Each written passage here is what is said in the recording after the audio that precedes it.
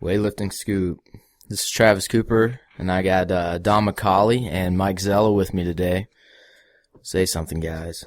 Hello. Say hi, Mike. How you doing? Yeah, so we pretty much most of the team's been out of town for a couple weeks. We're just now kind of getting back, training as a team. It's been great to see everyone again.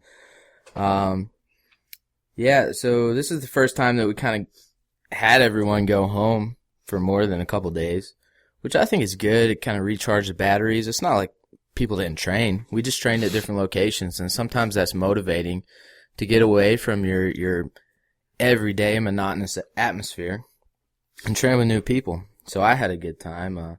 I know, Mike, you're from Chicago, so where did you get to train?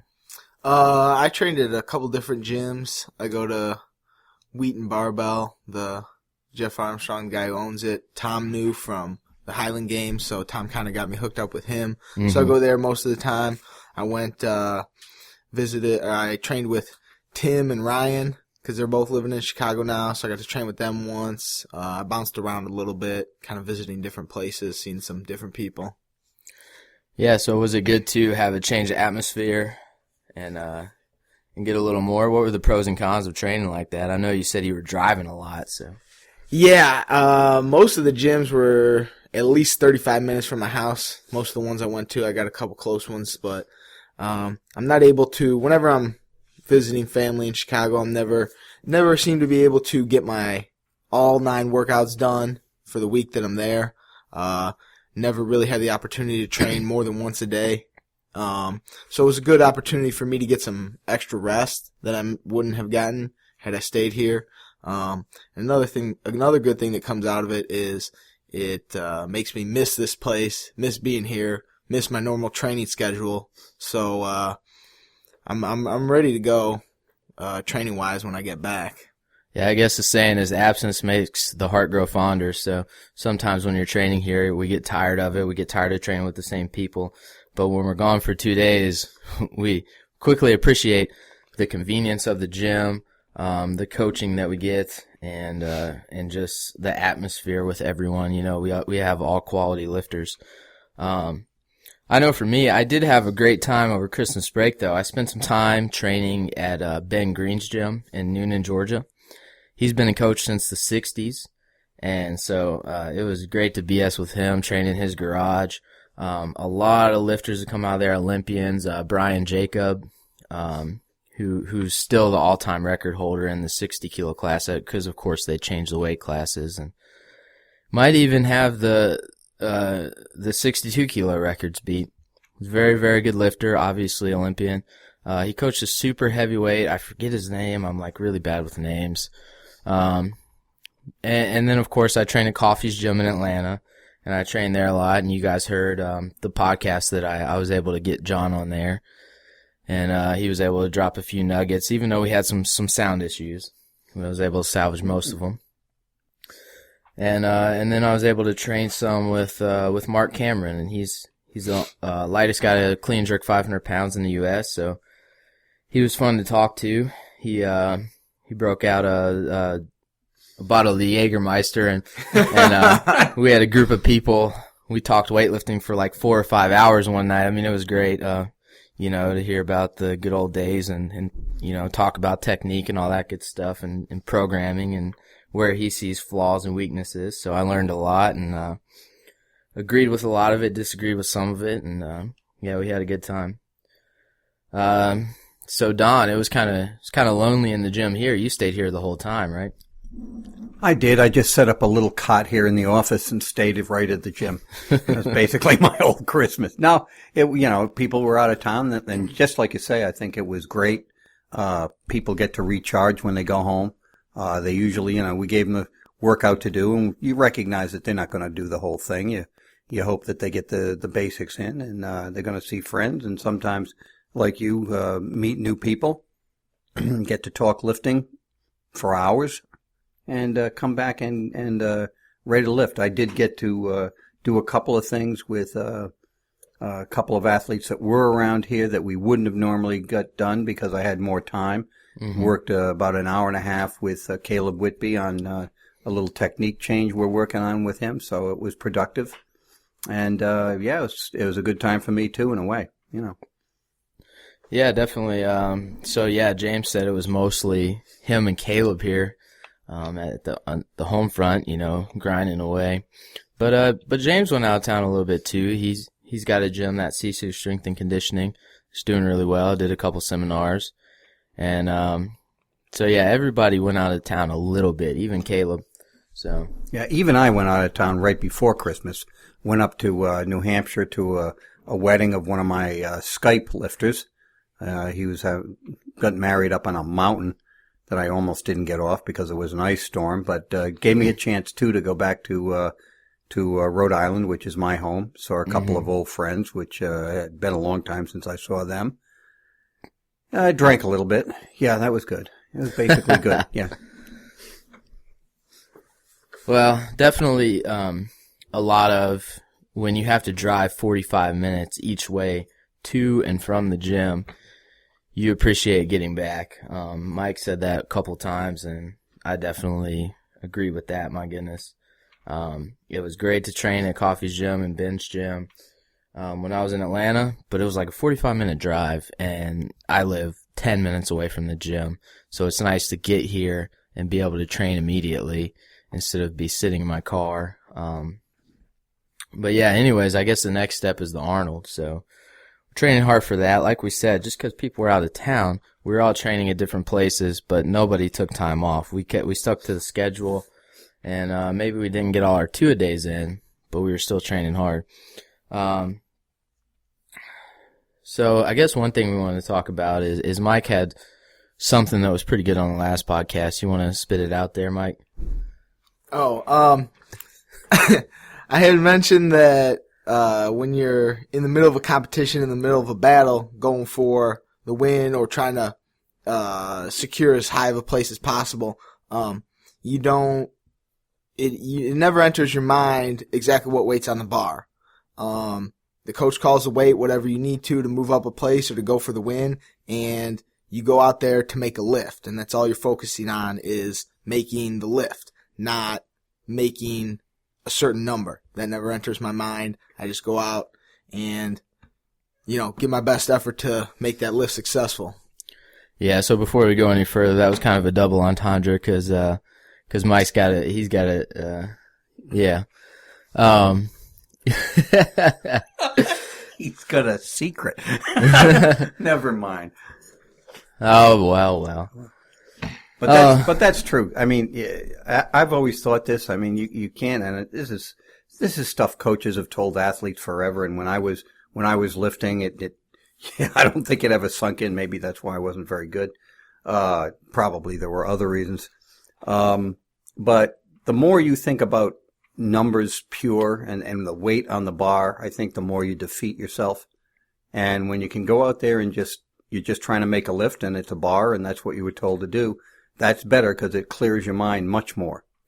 When you're training on your own and like, what your PRs are and everything, block snatches, push presses. I mean, as a lifter, when you train all the time, you know what your PRs are. So when something over your PR gets on the bar, you know it. And if you're training on your own, you're thinking about what weight that is. You're not really thinking about winning. So it's nice to have competition in training and especially in competition just to not think about what weight's on that bar and just go out there for the win and let the coach take care of the numbers and not ever really consider what that weight is on the bar. And of course you kind of know, but all you're really concentrated on is being prideful. Like you're like, I'm the best and I want to go out there and pull on this weight and show everyone that I'm the best. You don't really think like, oh man, this is X weight and I don't know if I can make it. Your mindset just totally changes from training to competition in that way. And I think that's awesome. Let me ask both of you this. I know it's something I tell certain things to lifters before they go out. When's the last clear thoughts you guys have about what you're going to do before you go out on a platform? Say from where you get the chalk box on up to the bar. Do you basically stop thinking much once you step onto the platform, or do you go through are you thinking of technique when you get actually up to the bar? Mike? As I approach the bar, as I take my last steps toward the bar, I kind of try to shake myself loose, definitely clear my head. And then, yeah, I'm trying to think. I don't even know what I think. So maybe my mind is clearer than I remember. That's probably good. I don't really think about much. There's a lot of dark space. I mean, I'm excited to get out there, and then especially when it's like the last lift. Like, for instance, at the American Open, when I was going for that 198, it was the last lift of the session. It was kind of like do or die. So I was trying to like live in the moment. I definitely wasn't thinking about technique or what weight was on the bar or anything like that. I was just excited to like try to make the lift and pull as hard as I can and try to win the meet. And of course I ended out not making it, but it was still like a very, like in the moment, it was really fun. I was just pulling on it, going for it. And that's kind of like the mindset you have to go for a PR. Yeah, I mean, generally the directions I try to give lifters when they're going out is, if you're thinking about technique or you've got stuff you want to go over it in your mind when you're maybe at the chalk box or when you're maybe getting up to go to the chalk box. After that, you kind of got to be on autopilot. Just get out there and do it. The less you've got in your mind from then on, I think the better. Yeah, so we train 9 times a week, and I would say in all of our morning sessions, so we train in the morning on days that we don't do 2-a-days. So all of our morning sessions, I think about technique some. Think about changing things if I want to, ingraining things or like, trying to enforce certain particular parts of the technique. But Monday, Wednesday, Friday afternoon, those are generally our heavy days. I try not to think about technique at all and get lost in the moment. Just like listen to the music. I try not to sit down between reps too much, in those sessions particularly. So I don't want to think about technique at all during those sessions. Just try to let it come naturally like it would in a competition. And usually I don't feel as good as I will in a competition in the middle of a training cycle. But I try to still create the same mindset, just be free and let it happen what's going to happen. I definitely think I focus on like one aspect of my technique as I'm working up in my weights for my first reps with about 50 kilos. And then once I get closer to about 75-80% of my max, that specific cue that I've been thinking to myself kind of goes away. And I just, once I'm set up on the bar, I think to myself, go, and hope that the practice that I just put in those few reps working up just kind of continues along that. And the lifts stay sharp and stay crisp as the weights continue to go up. But we can kind of relate this. So you're a garage lifter training in your garage all the time. And you're on a percentage-based program. It might be best for you because you can't really create that competition. However, one way that you can create that competition is we put out videos. So if you're a 69 kilo lifter, you know what Mike did. Say your max his max snatch is 131 and he made 120 today. He's 11 kilos off his max. You're a 69 kilo lifter, his snatch is 111. Try to get a higher percentage of your snatch, With the internet, you can do that. You can follow lifters. You can follow our team. You can follow Cal Strength. You can follow Catalyst. Whatever team is doing a similar program as you.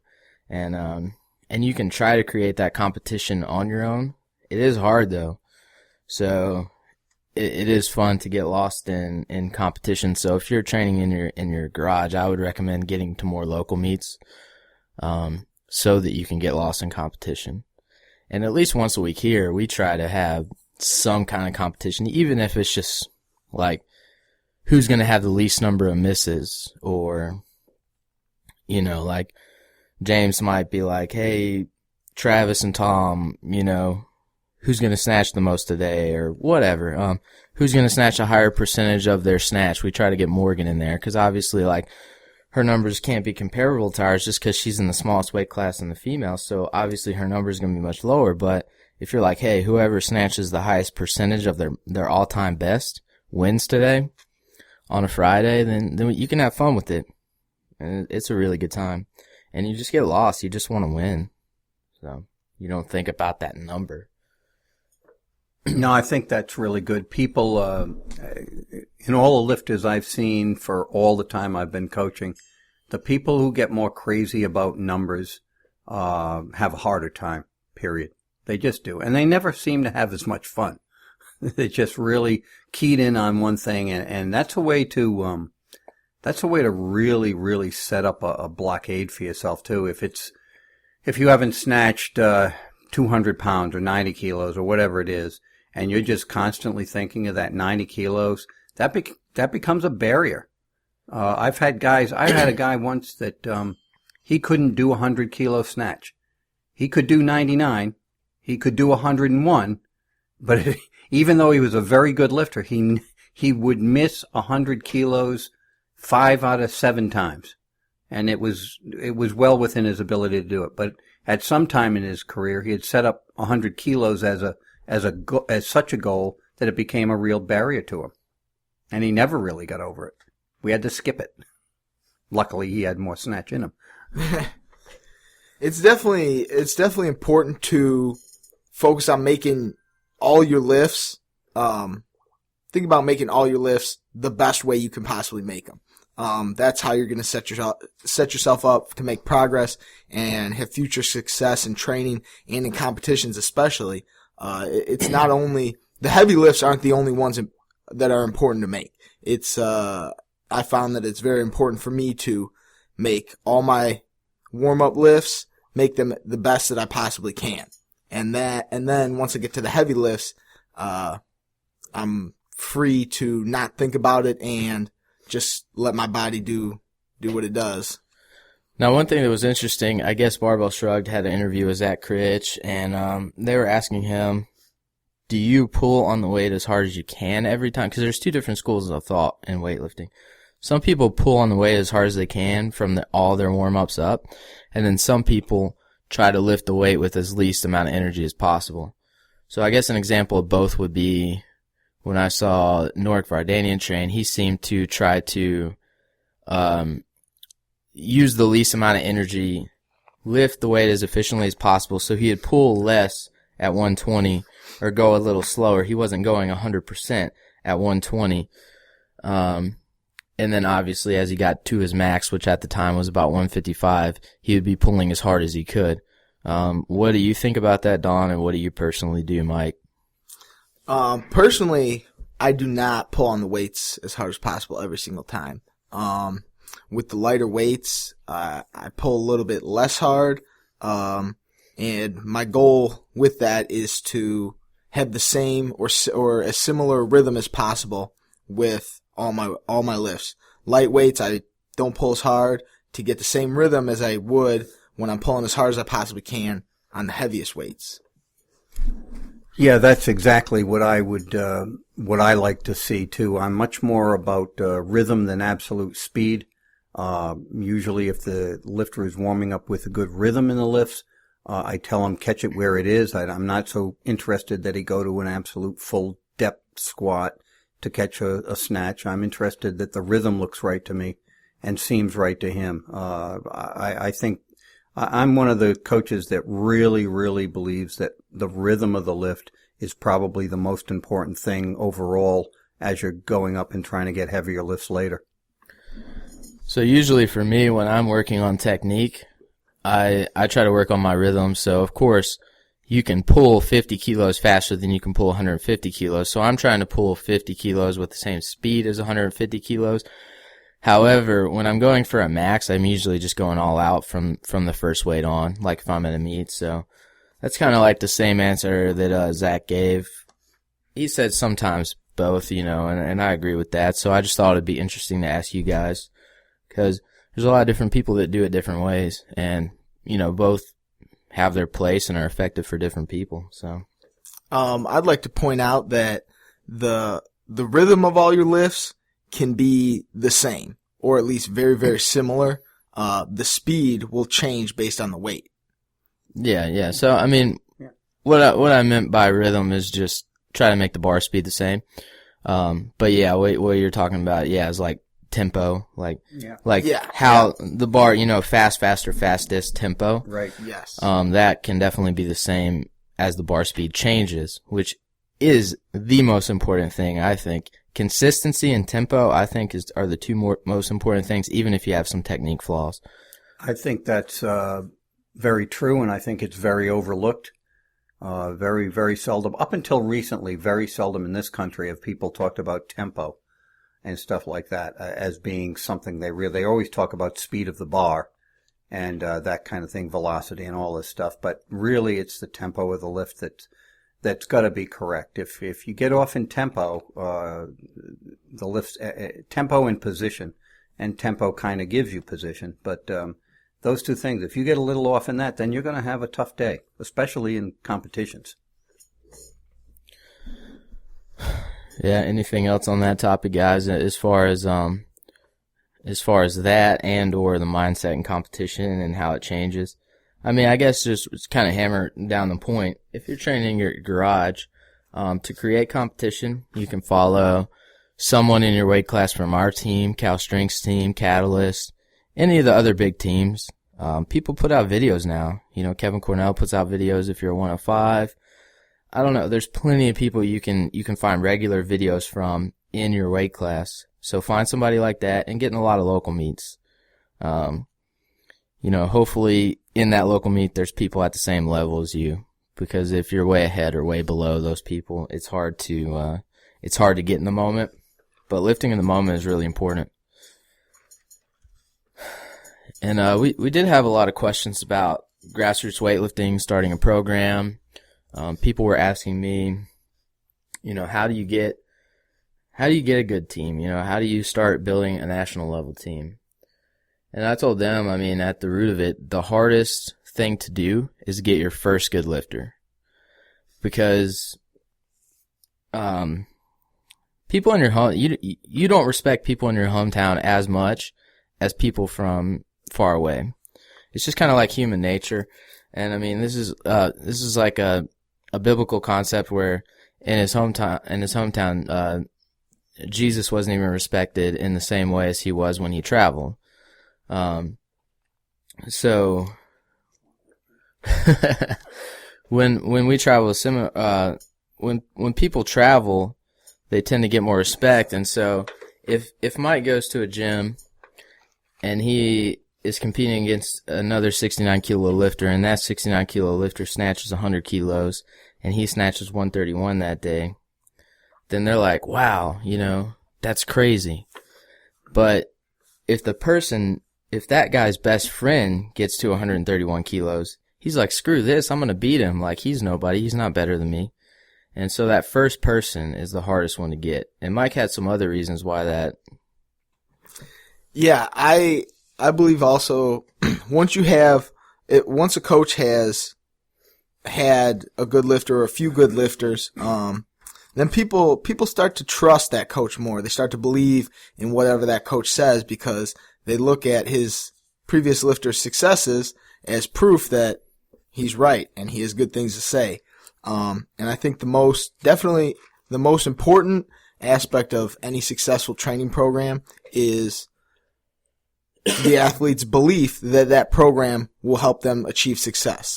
So once a coach has had a few good lifters, has had, you know, some successful lifters, the new lifters will come in expecting that program to make them better. And they'll believe in it and they'll take pride in the daily work, each exercise and all the reps. They'll believe that all these exercises are building them stronger every day for that success that they're chasing. Yeah, so belief in your program is very important, and if your buddy's doing the same program and he's gotten better and you've kind of been slacking on the program, then you start to realize, hey, this actually works, and you'll immerse yourself in it and full-heartedly go for it and stop questioning it, which, you know, all these questions and stresses you put on yourself, is the program working? Is it the program's fault? You know, you're constantly questioning it, really makes it difficult to succeed. Yeah, I think, and this points out that there really is no one best coach in the world. There's no one best program in the world. There are a bunch of programs that work. There are a bunch of coaches that put out good athletes. And that goes from the local level up. It depends, just like you guys are saying, it depends a lot more on the commitment from the coach to his own stuff and from the athletes to the program that they're being given. Generally, if you've got a pretty solid program and you've got athletes really committed to it, and you've got a coach that's really committed to doing the best job they can, then you're going to be successful. Like I say, especially these days, you get all these comparisons of programs online and stuff like that. Well, squat programs, this squat program, that squat program. Something about those programs that I've always found is there are about 100 different ways to make guys' legs stronger. They all work, to one point or another. And sometimes you have to change them around. But commitment from the athlete and the coach is the big thing. And generally you can get there. And I agree with what Travis is saying. If you're trying to set up a local team, you get that first athlete that's bigger than the town he's in. And that'll act as a magnet to bring other people right in. Yeah, people like to relate to others. They're like, hey, he's just like me. He's just from this town. He's just a regular guy who worked hard. So you need that first person to kind of like set the tone and show that it can happen. And then, of course, the more success you have, the more people respect you and trust what you say. So you can really lead further. Any other thoughts on that, Mike? Yeah, another thing. I know Glenn has talked about this before about, he gives the example of like high school kids and their power cleans and what they think are realistic weights for them to make. And if you have a local weightlifting team going and you start to have, lifters that are qualifying for nationals and going to these bigger meets, it shows the newer lifters and some of the other lifters who haven't yet reached that level that, hey, it's possible for somebody to work hard and improve enough to make that national meet, to make that qualifying total. So it makes that success and that progress, it makes it real to them because they can see it in front of their eyes every day that they go to train. When Glenn was coaching in Wichita Falls, most high schools, I had a high school not weightlifting team, but we lifted for football, and football was very serious in Georgia. So, we did power cleans, we did some snatches mostly just for speed. It was all very light, no more than 135 pounds. But specifically in a power clean, I remember if somebody did 275 or 300 pounds in a power clean, 315 was like the holy grail. Like, oh my God. We all thought you had to be a big guy, very, very, extremely talented to do 315. That was like 3 wheels. So. That's a big deal in high school. Yeah. It is a relatively heavy weight, especially for a power clean, because most high school football coaches aren't teaching a full clean. But at the same time, he was like, you view that as being the top when that's the school record. You're like 315. You kind of put it on a pedestal. Whereas he had lifters that were training next to Donnie Schenkel doing 200 kilo clean and jerks on a daily basis. And then eventually had 4 or 5 more guys doing about 180 to 185. And these little kids that are like 13 years old, they're going into high school. They're like, man, it's possible to get to 400. It's possible to get to 440. And those are real weights, and just expanding the mind and making the kids realize that this accomplishment is possible. That's important. Giving, if your buddy in high school, the school record's 315, and then you look at the national records without knowing someone who does 440 pounds, right, in that weight class, then you think that's impossible. You're like, 315 is good. You're like, I'll never get to 440. But if you see that guy doing it, you're like, okay, he does this regularly, it's possible. I'm going to do this one day. So I think that's a pretty cool thing, and I think that's why it's good to have a program where kids and advanced lifters are trained together. Yeah, I agree with that. I think, and for all the reasons you just spoke about, I think, the level of the general group that's training will raise if the upper level is somewhat, higher. And, what at first seems astounding, you become familiar with it if you see it a lot. You see it every day or every other day. Somebody's clean and jerking 350, 400 pounds. Well, you start to become used to those kinds of numbers, and although you might not be doing that, you see that this person walks in the gym every day and he's, no real different than you are, or you think you can be that. If nobody's cleaning over 200 pounds, well, that's the level that you respect. You think, oh my God, 225 is unbelievable. Or you think 315, 3 plates, oh my God, can't, it's impossible, or it's unbelievable. You'll get used to the best that's in the room. And that's also one thing we talk about is having kids and advanced level athletes, if they're trained together on the same program, so that they can kind of do the same exercises and see that the advanced level lifter is doing similar stuff to them. They're not on a totally different program. So they can see that this program is how this person got to that level, and so this program is going to get me to that level. And we talk about like not totally hijacking your program when you go from a 3-day-a-week program to a 4-day-a-week program, but just adding a day on top of instead of going to a totally separate 4-day-a-week program, keeping a similar template and just adding to it over time. You guys got anything else? I think that's all I got. We're competing for the Arnold. I know, Don, you were talking to some lifters about their perceived weaknesses and stuff that you agreed was their weakness, and we've been attacking that stuff as a team. You want to talk briefly about, I don't know, any particular lifters that you see, weaknesses that you're attacking? Oh yeah, they'll love this.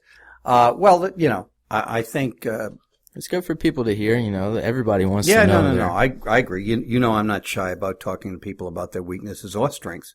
We talked a little bit about Caleb Whitby, who we've made. I would say we've made a wholesale change in his technique over the last 3 weeks, and he's adjusting to it much faster than I would have imagined. A very, very, as we all know, a very, very strong guy, who's been kind of bumping his head against the wall for a while. And I think with this idea, I think he's going to break through. And basically it's, again, and this is not an unfamiliar problem. I think Caleb was one of those guys that was taught to use his back to get the weight up a lot more than the back has to do.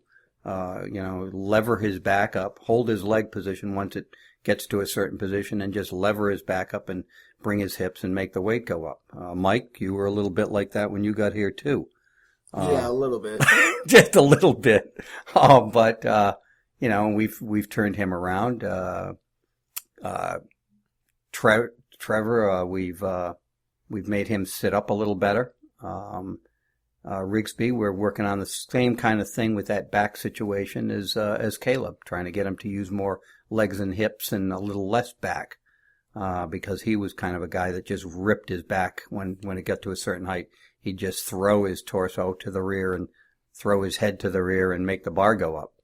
You're working with a little bit more bar path with Sean, making sure that bar is on the correct path the whole way. And kind of got away from him a little bit in the past, so it's starting to come in a little better. Right. Well, that's what all those things do. If you start working to change their technique to more correct technique, the trajectory of the bar gets better and stays over the base. And then that's what you're trying to achieve with everybody.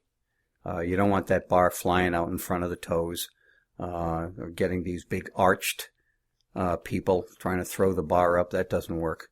Those are probably the major ones that we're working on right now. Everybody gets a little of it. Those are probably the major guys. And yeah, we're getting ready for the Arnold, looking forward to it. I guess James is working on a wider squat stance to have a bigger base in the catch of the snatch. He's been working on that for a while, so obviously it's been working because his lifts just continue to go up. I'm working on my lower back, being able to arch my back from the floor or just keep tight. Something I've been working on and off, but I never have fully fixed it. been adding in a lot more back extensions, reverse back hypers, and good mornings, RDLs. And like, it's crazy because I can squat 600 pounds, but on all those exercises, I'm extremely weak on them. So it's obviously a huge weakness. And I really feel like if you're that weak and you're already pretty strong, if you're that weak in something and you fix it, I feel like it'll definitely make a big difference in my lifts, hopefully. Mike, are you working on anything particular? Yeah, I've been working to improve my squat form. Not really sure what was wrong with it to begin with. No, apparently You weren't squatting a lot. So the squat is not an exercise where I'm able to express my strength very well. So I've been told that I would kind of stand up and keep my torso leaned forward till my legs were almost fully straightened, and then I would kind of crank my back up to achieve the full upright squatted position. So Don's been cueing me relentlessly to bring my hips forward and my back and shoulders back as I stand up from the squat. Make that effort as soon as possible as I'm coming out of the bottom so that I can achieve that hip extension as soon as possible and hopefully put up some respectable squat numbers in the future. Yeah, Mike's a very efficient weightlifter. The first time he snatched 131 was your best back squat was only like 187, right? I think that's right, yeah. So then now your back squat has gone up to 200? Yep, 200. So he has improved a bit in the squat, but still feel like that's kind of the bottleneck for him. For me, bottleneck is the back. For Tom, it's the bottom position, so he's been focusing on SOTS press. We've all been doing a little more SOTS press since we went to the OTC, and so all those guys, they all had really good bottom position strong, so we felt like, that's a nugget we could bring back to our team. We've been doing that a little bit. For those of you guys out there, it's a SOTS press really behind the neck snatch grip press. Yeah, so not the pure SOTS press. Not the true press that Victor Sots did, but kind of what Americans have continued to call the Sots press over the past 15 years or so. But yeah, great exercise. So we're all working on weaknesses. We've been focusing on weaknesses on this block, I would say. A few less maximum attempts, maybe only going to max on Fridays instead of Monday, Wednesday, Friday. And then as we get closer to the meet, obviously we'll get a little more aggressive. And we're excited to see how we do with the Arnold. And we're excited to go to the Arnold because that is a circus. My favorite meet of the year. Yeah, it's a good meet. It's a good meet. You see some crazy people. You see all kinds of different sports. Yeah, I'm excited about that meet. And now if you guys want to tweet us any questions at WLiftingScoop, send us your questions at theweightliftingscoop@gmail.com. Mike? I got nothing. That sounds good, Travis. That's good. Contact us at theweightliftingscoop@gmail.com if you want to schedule a seminar. You can go ahead and request anybody on the team if you want to. I'll forward it to those guys, and we'll see you next week.